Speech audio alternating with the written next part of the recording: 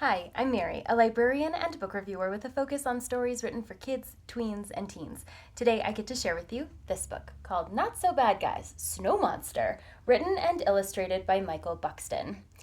So, Abominable Simon is a snow monster, and he loves living in the mountains, isolated with his hot chocolate and everything exactly the way he likes. But when humans move in and start making a lot of noise and leaving a lot of trash, Simon gets understandably upset. And when he is upset, he causes some terror around. So he is causing a ruckus in the human town, and it takes one brave girl to realize that Simon might be more than just the destructive creature that everyone sees. And when she starts listening to him, they find some common ground, and together they make a community that everyone can enjoy. This fun story reimagines the Yeti, or the abominable snowman, in a way that is socially, emotionally accessible to kids, and reflects a lot of the feelings that they may have inside and the way that they might act upon them themselves.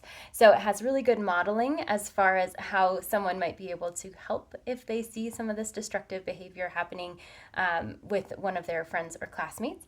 And also, it's just a really fun story. So it doesn't point fingers at anyone, and it invites a lot of empathy and understanding because of the way it's designed.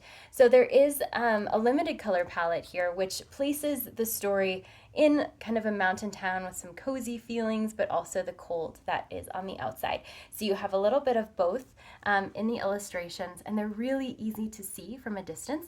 So as you can see, there's not a huge amount of text on each page. There's a lot of variation in the font and color that's used here, and also kids will be able to see this from a distance. So if you're reading this in a classroom or a story time, you'll be able to share it with a large group of children because of the size of the illustrations.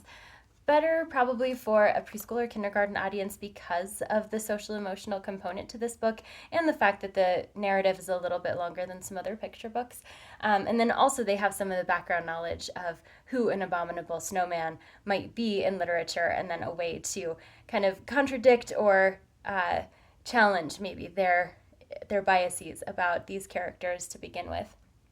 So while it turns a traditionally less liked character on its head, this book invites kids to consider not only characters from literature, but also folks in their real life and how their stories might affect their behavior and how they might be able to help friends and family in times of need.